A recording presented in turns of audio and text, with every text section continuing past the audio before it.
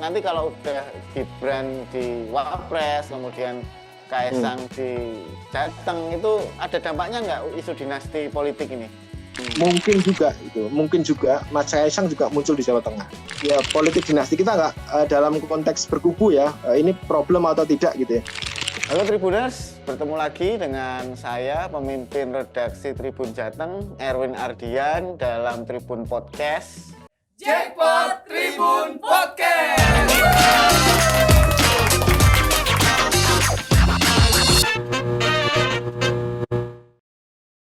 Baru kemudian figur yang muncul kuat di Jawa Tengah siapa? Misalkan di Pilgub kita sebut saja yang kencang adalah Pak Bambang Pacul ya, yang mulai muncul menjadi idola anak muda lah saat ini. Kalau ada kegiatan Pak Bambang Pacul banyak yang kemudian join di sana.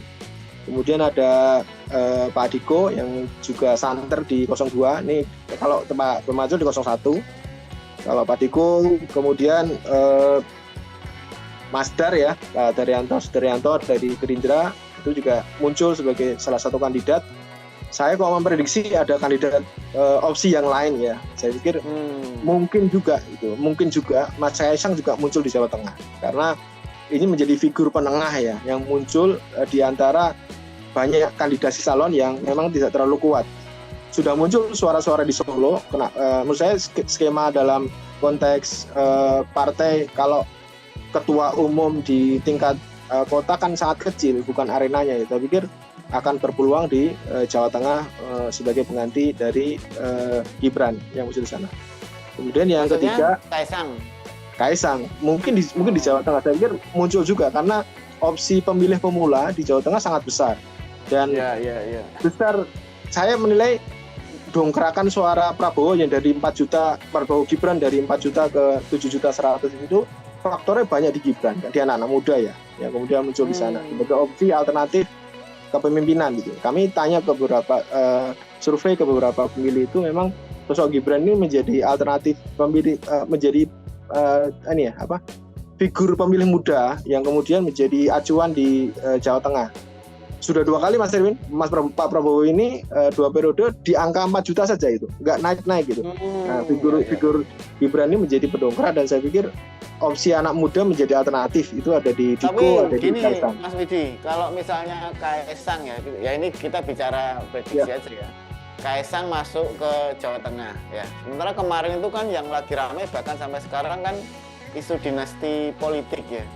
Nah itu gimana Mas? Nanti kalau udah Gibran di Wapres, kemudian Kaesang di Jateng, itu ada dampaknya nggak isu dinasti politik ini? Itu kan sudah terbukti ya di Pilpres saat ini suaranya signifikan, tidak ada masalah terkait dengan politik dinasti yang kemudian saat ini ada di Jawa Tengah. Sudah terbukti gitu. Misalkan konteksnya di Jawa Tengah lah, nggak usah dipotret di nasional, di Jawa Tengah aja lah gitu. Dengan masuknya Gibran, yang figur Gibran ini di luar ada figur Pak Jokowi di belakangnya, itu kan menaikkan popularitas Prabowo Gibran hingga 3 juta sekian. Ya, artinya dalam konteks politik dinasti kita nggak dalam konteks berkubu ya, ini problem atau tidak gitu ya.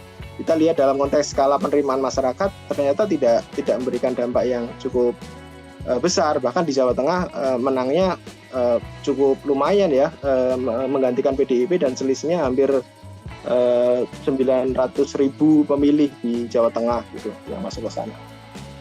Ya Mas Widi, tadi sudah disebut ya ada nama-nama Bambang Pacul dari PDIP, kemudian ada Kaesang gitu ya. Nah kalau di PDIP sendiri kan ada juga nama kayak Mas Hendi ya, Hendrar Prihadi itu mungkin bisa jadi alternatif gimana menurut Indoriset. Kemudian satu lagi yang saya tanyakan kalau misalnya Kaesang ya masuk, sementara PSI kan di DPR kursinya tadi disebut hanya ada 2 gitu ya, di Jawa Tengah aja hanya ada 2, itu jadi kendala nggak nanti? Konteks pencalonan Kaesang ini kemudian kenapa muncul dan cukup kita lihat itu adalah ya terkait dengan bagaimana potret Pilpres Mas Erwin di hasilnya yang saat ini Prabowo Gibran itu naik sekitar 3.100.000 ya, yang awalnya mentok suara Pak Prabowo itu di 4 juta 2 kali Pilpres ini. Nah, saya pikir figur yang muncul adalah di Gibran yang ada di sana, selain juga di bawah belakangnya ada Pak Presiden, Pak Jokowi, dan berbagai argumentasi lah ya, terkait program, terkait kunjungan, intensitas kunjungan di Jawa Tengah, terkait dengan bansos dan yang lain-lain ya. Tapi prakteknya memang suaranya naik cukup signifikan dan mengalahkan PDIP di Jawa Tengah.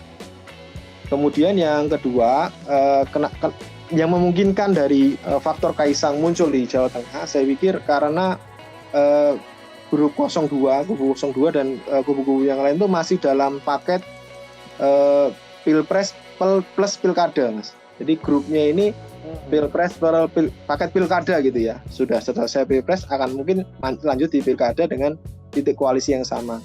Nah, Pak Jokowi bisa menjadi titik kompromi ya untuk kemudian memastikan memberikan peluang kepada Kaisang untuk muncul di Jawa Tengah karena mayoritas ya milenial ada di pemilih pemula, dan dengan program-program yang unik, style yang unik dari Gibran,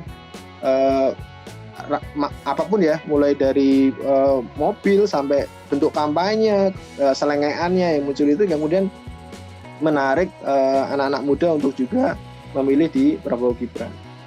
Saya lihat juga opsi yang lain ada juga kita jangan lupakan Mas Erwin, itu ada Pak PJ, Pak Nana. Jadi kontributor, saya pikir salah satu kontributor terbesar pemenangan di Jawa Tengah salah satunya ada di Pak Nana, Pak PJ Gubernur ya, yang mengkondisikan netralitas saya pikir di Jawa Tengah untuk kemudian tidak, saya pikir ada opsi netral yang kemudian mengarahkan mengarahkan pemilih untuk lebih netral dalam memilih dan pilihan netral gitu ya, dan ada dukungan program bansos dan yang lain-lain itu mengarah ke 02. Jadi Pak Nana, Pak PJ Nana juga, PJ Gubernur juga menjadi salah satu opsi 02 juga menurut saya, Mas Erwin. Jackpot